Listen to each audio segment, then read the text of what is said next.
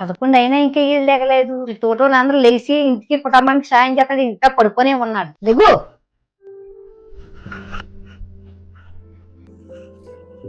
Time చూడ 11 అయింది. నీలో ఎంతవరకు ఎవరైనా పడుకుంటున్నారా? మామూలు కూడా లేపొచ్చు కదమ్మా, నీళ్ళతో కాకుండా.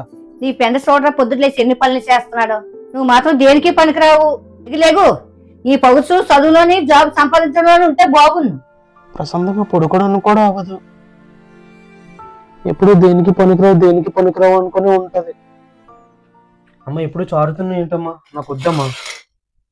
రూపాయి పనికి పని చేయగా నీకు రకరకాల వంటలు వండి పెట్టాలా?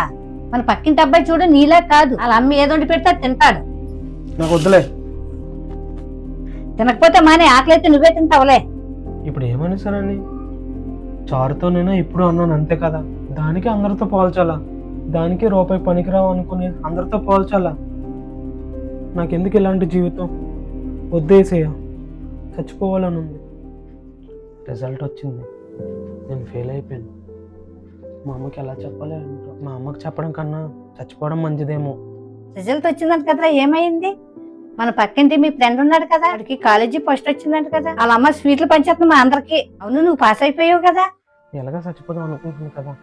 ఫెయిల్ అయ్యానంటే నువ్వు దేనికి పనికిరావని మళ్ళీ తిట్టడానికి మొదలు పెడుతుంది.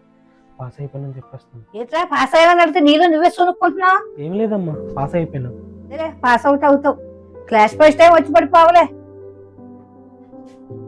ఇవన్నీ నేను ఇంక భరించలేను. చనిపోవడమే మంచిదేమో. ఇంక చనిపోవడమే మంచిదే. చనిపోదాం అనుకుంటున్నావా? ఎవరు? నేను ఎవరైతే ఏముంది, దేనికి చనిపోవాలనుకుంటున్నావు? నేను దేనికి పనికిరాని వాడిని. నాకన్నా అందరూ తెలివైన వాళ్ళు, అందరూ బాగా చదవగలరు. నేను తప్ప. నేను ఆ చదువు కూడా చదవలేను, నేనేమి సాధించలేను.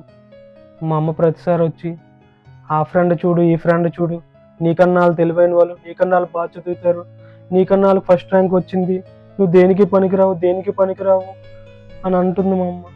అందుకే చనిపోదాం అనుకుంటున్నాను. నీ జీవితం నీకు భారం కావచ్చు, ఆయనకు మాత్రం అమూల్యమైనది. చేప నీటిలో రాజు కావచ్చేమో, కానీ బయటకు వచ్చి నడవమంటే ఖచ్చితంగా ఓడిపోతుంది. నీ విలువ నీకు వచ్చే మార్కుల్లోనూ నీ తెలివితేటలోనూ నిర్ణయించవు. నిన్ను నువ్వు ఇతరులతో పోల్చుకోవడం మంచిది కాదు. ఇప్పుడు నీకున్న ఫెయిల్యూర్ ఇవన్నీ నీ గుర్తింపు కాదు, అంతా ఒక అధ్యాయం మాత్రమే, నీ జీవితం మొత్తం కాదు. ఆయన నిన్ను తల్లి గర్భమును రూపింపక మునిపి ఎరిగిన దేవుడు. నువ్వు దేనికి పనికిరాని వాడు మాత్రం కాదు. ఎప్పుడు ఎలాంటి నిర్ణయాలు తీసుకోకు, ఆయన తట్టు తిరుగు.